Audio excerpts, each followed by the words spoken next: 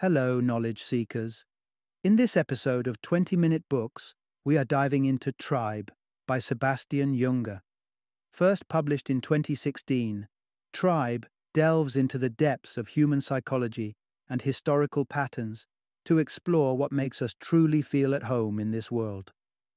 Junger presents the unsettling revelation that our deepest sense of belonging and community often blooms in situations of extreme danger, chaos, and even war.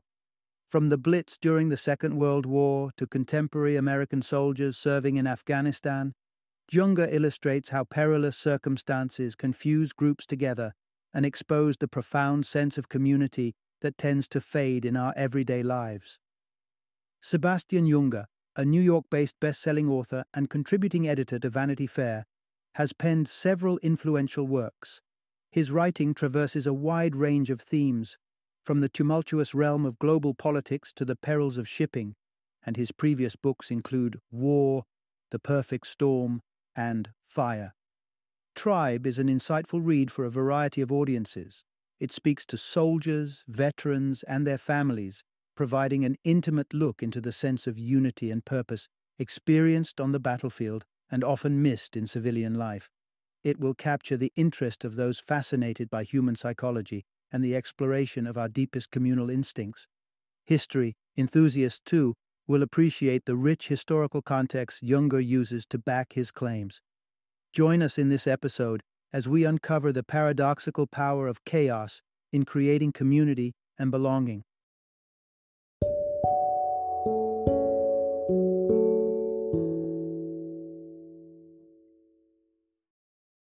Tribe, On Homecoming and Belonging. Introduction. Discover a new perspective on community and identity.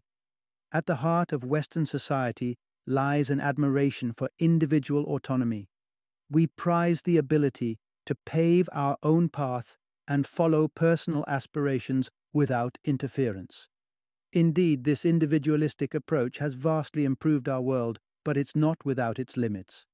The image of a lone ranger, brilliantly captured by actors like John Wayne, often loses its charm in the harsh light of reality. There's a prevalent tendency to overlook the fact that the self requires an us to prosper, and the ripple effect of this oversight is immense. Sebastian Junger, in his thought-provoking book Tribe, explores this concept in depth by weaving together historical records from early American colonization, sociological studies of disasters, and his personal wartime experiences in Afghanistan. Junger uncovers the true shape of the us that is so vital for human contentment.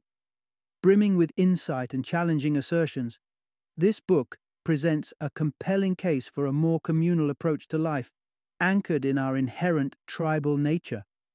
Join us on this journey and discover why numerous American settlers opted to integrate into Native American tribes, the reason behind elder Londoners' fond remembrances of the Blitz, and how crises and conflicts can often stir up the best in us. Part 1. The Allure of Tribal Lifestyle for Early European Settlers in America. The first English settlers to set foot on American soil in the 17th century discovered a territory starkly different from their homeland. They encountered an expansive wilderness, inhabited by tribes leading lives reminiscent of a distant past. Far from being dissuaded by this reality, many early settlers found the New World to be utterly captivating. They were drawn to the tribal way of living, so much so that numerous settlers decided to take up residence among the Native American communities. The chasm separating these indigenous ways of life from the modern Western world was indeed significant. The difference became more pronounced by the 19th century. With burgeoning cities like New York and Chicago morphing into densely populated industrial centers filled with slums, the contrast with Native Americans, still fighting with spears and tomahawks, became even more noticeable. Despite this, many Americans were drawn to the indigenous lifestyle. They adopted Native American customs, married into their tribes, and in some cases, even joined forces with them in battles. A converse trend, however, was decidedly rare. It puzzled many observers at the time that so few Native Americans abandoned their tribes to embrace European culture. Benjamin Franklin, one of America's founding fathers, was among those intrigued by this trend. He observed that Native American children raised by Europeans showed little attachment to modern culture and often chose to return to their tribes. Similarly, Franklin noted that many American settlers who had been taken captive by Native American tribes displayed a strong desire to continue living with the tribes that held them, an inclination he found rather perplexing. This enigma was emphasized in 1763 when a Swiss general, Henri Bouquet, led an English expedition into Native American territories. The raid was conducted in response to the numerous attacks on European settlements by various tribes. Bouquet's mission was militarily successful. His primary demand was the repatriation of all European captives to their colonies. But the so-called captives did not receive this news of their liberation with joy. Instead, they reacted with sadness and disorientation, showing no inclination to rejoin their original families. Their departure triggered profound sorrow among the Native Americans, who had come to regard these individuals as part of their tribe. These tribes even followed their departing members on horseback as they were reluctantly returned to the European colonies. Nevertheless, in many cases, these reunions were short-lived. Longing for their tribal lifestyle, several former captives left the colonies to reunite with their Native American families. Part 2. The allure of tribal life lay in its egalitarian nature, starkly contrasting Western society. The fascination that European colonists had for Native American society certainly points to an allure they found missing in their own culture. In many respects, the way of life of Native Americans acted as a critical lens, helping Western society see its own imperfections more clearly. A French colonist named Hector Crèvecoeur encapsulated this sentiment in 1782. He posited that the social structure of Native American tribes was the key magnet that attracted outsiders. Indeed, settlers had been drawn to the tribal way of life for some time. As far back as 1612, just a few years after the establishment of the Virginia colony, 50 settlers married into Native American tribes. So, what about tribal life structure appealed so profoundly to them? Consider the case of Mary Jemison, a woman who was captured by the Seneca tribe around 1755. She intentionally hid from search parties sent to rescue her. She didn't want to return to her previous life. Her reasons were clear. In her old life, she was used to being bossed around and burdened with monotonous chores. In her new tribal life, she had freedom. No one dictated her actions or demanded specific tasks from her. That is not to suggest that Native Americans didn't work. They did, but in a far more leisurely and relaxed manner. According to Jemison, life within a tribe during times of peace was nothing short of pleasurable. This was primarily because tribal life was generally more laid back than colonial society. Activities like hunting were far more enjoyable than laborious fieldwork. Puritanical inhibitions about sexuality, prevalent in European settlements, were significantly less common. Little things mattered too. Tribal attire, for example, was much more comfortable than the restrictive clothing worn by settlers. However, the most appealing aspect was the egalitarian ethos prevalent among Native Americans. Most tribes owned only what they could conveniently transport on foot or horseback. The disparity in wealth was nowhere near as stark as in Western societies. This egalitarianism also influenced social status. Any man could achieve social recognition through hunting and participating in warfare. Women enjoyed higher levels of autonomy and were not expected to bear as many children as their counterparts in colonial society. Part 3. Tribal societies offer valuable lessons about freedom and nature to modern Western societies. Contemporary Western societies enjoy exceptional affluence. They have unparalleled wealth, comfort, freedom, and luxuries. But what more could they possibly aspire for? Well, perhaps more true freedom, something that tribal societies are perfectly positioned to impart. Take, for example, the Kung nomads who inhabit the Kalahari Desert in southern Africa. A study conducted in the 1960s concluded that members of the tribe worked no more than 12 hours a week to sustain their lifestyles. The anthropologist who led the research, Richard Lee, noticed that members of the tribe would take turns to hunt and gather food. Once they returned to their camp, they would distribute their haul equally among the community. While no one had an abundance, everyone had enough. Contrast this with a typical Western lifestyle. The average office worker labors for over 40 hours each week. They may be far wealthier than the Kung, but they possess significantly less leisure time and personal freedom. A possible counter-argument is that Western societies provide the best environment for each individual to chart their unique path. While there's some truth in this, it glosses over a crucial fact. Human beings are not inherently built for a lifestyle of rugged individualism. To understand this better, let's revisit the Kung. Their way of life mirrors that of our ancestors, living in a manner that remained unchanged for thousands of years, until the advent of agriculture roughly 10,000 years ago. However, it requires at least 25,000 years for a species to genetically adapt to a new environment. Despite living in industrialized and technologically advanced societies, we remain, at our core, hunter-gatherers. Our material wealth grants us the ability to lead independent lives, but our DNA drives us to desire the kind of tight-knit communities our ancestors were part of. The disharmony between these two factors comes at a steep cost, a deep, pathological loneliness. Western societies are plagued by the highest rates of mental illness ever recorded in human history. Part 4. War frequently elicits the best in individuals and presents unexpected psychological implications. Amid World War II, the British administration fretted over how its civilian population would handle bombing raids. Its chief apprehension was the eruption of widespread hysteria. So, what transpired when the bombs began to descend? The reaction was nothing like the pessimistic predictions. Instead, many people displayed resilience and courage. As surprising as it may sound, war can coax out the finest qualities in individuals. The German carpet bombing of London kicked off on September 7, 1940. This campaign directly targeted civilian regions and claimed hundreds of lives daily. Yet an air of calm prevailed, and the city's inhabitants maintained their positivity. Instances of looting were scant. The locals of London persisted with their daily activities, exhibiting a stoicism that came to be known as the Blitz spirit. Upon hearing the sirens, they moved to their air raid shelters without any significant fuss or panic.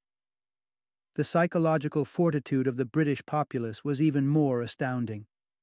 The government had estimated that around 4 million individuals would require psychiatric hospitalization due to war trauma. Psychiatric wards should have been teeming during the Blitz. Instead, they were experiencing the opposite trend. They were becoming less populated. But what explains this anomaly? Well, war can have psychological benefits. Émile Durkheim, a French sociologist who conducted his studies around the turn of the last century, was the first to stumble upon this counterintuitive fact. Every instance when France went to war, its psychiatric hospitals saw fewer admissions. This phenomenon was later observed in different contexts, such as during the Civil War in Spain. Suicide rates often diminish substantially during conflicts. H.A. Lyons, an Irish psychologist, reported a staggering 50% reduction in suicide attempts during the 1969 riots in Belfast, Northern Ireland. At the same time, violent crime rates across the city dipped. By contrast, in peaceful regions, depression among men became more prevalent, presumably due to their inability to participate in the fighting. Recognizing the positive psychological implications of war is one aspect. Understanding why conflict elicits such surprising effects on individuals is another. In the following part, we'll explore why warfare possesses this unexpected influence on people. Part 5. Natural disasters promote unity among people by simplifying life. After recognizing the unexpected and paradoxically beneficial effects of warfare, researchers began to probe deeper. They expanded their focus, contemplating what insights could be gleaned by examining associated phenomena like natural disasters. They soon uncovered that societies often became more cohesive and supportive in the face of hardships. Take the research conducted by sociologist Charles Fritz. He explored disaster sites across the United States, interviewing over 9,000 survivors. He found that natural disasters didn't trigger anarchy or societal collapse. Instead, individuals caught in disaster situations were more inclined to assist each other and their communities. This increased camaraderie stems from how disasters streamline existence and steer people back to a more primal way of living. Fritz proposed this theory in 1961. He argued that modern life erodes the social ties that previously bound humans together within their societies. However, the advent of a natural disaster often rejuvenates these bonds. People understand that their survival hinges on cooperation with others. Rifts based on wealth and race become irrelevant in the face of a collective struggle for survival. This concept was substantiated by a devastating earthquake in the mountains of Peru in 1970. The city of Junger was especially severely impacted, with the catastrophe claiming the lives of approximately 90% of its residents. The tremors triggered rock slides that caused huge clouds of dust, making it impossible for rescue helicopters to land for several days. The survivors were left to their own devices. If they hoped to survive, they needed to band together. That's precisely what they did. They pooled their resources, shared everything they had, and set aside any prejudices or class distinctions. However, as soon as the rescuers were able to touch down, the old social structures resurfaced. The spirit of solidarity dissipated, and the established hierarchies returned to prominence. Part 6. Experiencing the raw face of war alters your life perspective. It's fairly simple to denounce wars from the comfort of a distant home, yet bearing witness to one paints a starkly different picture. Take it from Sebastian Junger, a war correspondent who was embedded within the throes of the Afghan conflict. In the year 2000, he spent 2 months accompanying Ahmad Shah Massoud, the leader of the Northern Alliance, in its battle against the Taliban. During Junger's stint, Massoud was attempting to secure a segment of the Amu Darya River. This area was critically important for the Northern Alliance's war strategy. Securing it was essential to supplying their troops before the harsh winter rolled in. However, they faced formidable opposition. Taliban fighters held the high ground overseeing the river, rendering any attempts at advancing highly perilous. Massoud's soldiers were vastly outnumbered and were rapidly running out of supplies. During one particular onslaught, they managed to overrun a Taliban stronghold. But then the counterattack came. Woefully short on ammunition, they huddled in their trenches amidst a storm of rocket fire. The survivors, eventually, managed to slip away and retreat. This experience took a severe toll on Junger. Upon his return to the United States, he was diagnosed with post-traumatic stress disorder, often abbreviated as PTSD. His first symptom manifested as a panic attack in a New York subway station a few months later. He found himself engulfed by the sea of faces, the thundering trains, and the glaring lights. A psychotherapist explained that he was suffering from PTSD. Interestingly, the symptoms of this condition can prove advantageous in war situations. Maintaining a constant vigilance, responding swiftly to minor sounds, and sleeping lightly could mean the difference between life and death. Even anger, another classic sign of PTSD, has its function. It primes you for combat. Depression, on the other hand, can help conserve energy during breaks in battle. However, these traits, while useful on the battlefield, pose substantial challenges when it comes to reintegrating into the modern Western society. Soldiers returning home from wars often grapple with this. Readapting to normal life can be a formidable challenge. In the following section, we will delve deeper into their experiences. Part 7. War forges profound bonds, making the return to civilian life particularly challenging for veterans. We previously observed that the psychological well-being of individuals can often enhance during intense occurrences such as wars and natural disasters. But why then do a significant number of soldiers experience PTSD upon their return from conflict zones? The answer lies in the deep, unshakable bonds that tragedy and war can form, creating a level of unity that's difficult to find in modern society. Take the instance of soldiers.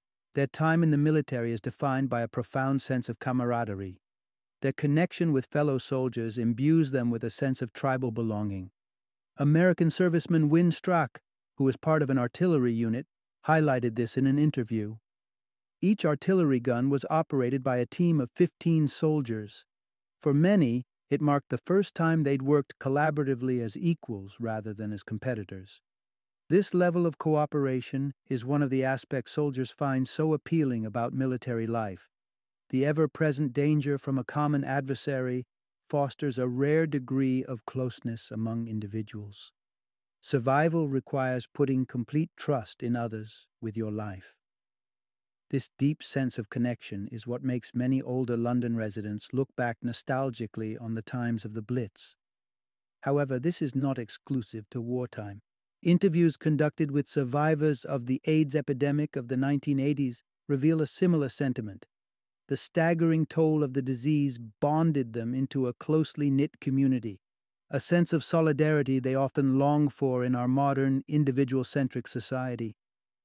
The absence of such strong social ties also complicates the reintegration process for soldiers returning home. They encounter a stark divide between their military life and everyday civilian life, suddenly finding themselves in a society comprised of small, isolated family units that lack a communal spirit. This transition can negatively impact their mental health. Multiple studies have revealed that insufficient social support can double the risk of PTSD.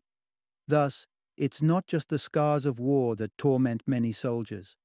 Often, it's the experiences they encounter upon their return to normal life that prove most challenging. Part 8. Western societies could draw valuable lessons from Native American healing rituals post-war. Interestingly, Native Americans constitute a higher proportion of the U.S. Army than any other demographic group. This stems in part from the significant role that warfare plays in their culture. This cultural background also lends them resilience in recovery from war. Let's explore the realm of Native American healing rituals. While it's important to remember that not all Native American tribes are homogeneous, with some being more prone to warfare than others, every tribe acknowledges the potential for war and the necessity of reintegrating warriors back into day-to-day life. Upon conclusion of their military duties, men would embark on a 16-day ritual of purification prior to resuming their peacetime roles. However, this was not a solitary process. Tribes maintained a belief that while it was the men who engaged in combat, the entire community was implicated in the war. This meant that everyone was encouraged to participate in the ritual. Many Native American veterans continue to uphold this tradition. In the 1980s, they opened the ritual to incorporate veterans from diverse backgrounds. Any military service member was welcome to their annual powwow, a traditional communal gathering in Oklahoma. This is a model from which Western societies could potentially learn. While secular Americans may not be able to directly replicate Native American customs, they could develop community-focused events intended to promote healing. An effective starting point would be to establish platforms for veterans to share their experiences with the wider community. Unfortunately, this is an area where modern society tends to fall short. One possible solution would be to utilize town halls on Veterans Day as spaces for soldiers to converse with their communities about their service experiences. The act of speaking and being heard is already a significant stride down the path of recovery. Final summary. The primary takeaway from our exploration is this. While wars and natural calamities can cause profound destruction, they can paradoxically also give rise to positive social and psychological impacts. During such extreme events, communities unite, setting aside their differences. People often experience heightened happiness and a renewed sense of purpose. This is because these challenging situations simplify life and strengthen the social fabric. However, these effects tend to dissipate once normalcy is restored. Individualism supplants communal unity, and many grapple with the feelings of loneliness and isolation. The remedy? We must strive to foster a sense of tribal belonging even in times of tranquility.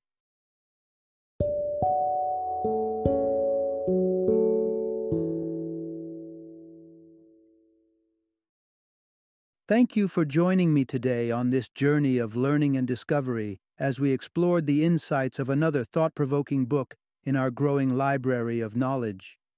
If you've enjoyed our time together, please take a moment to follow our podcast, give us a 5-star rating, and share 20-minute books with other knowledge seekers. Your support truly means a lot.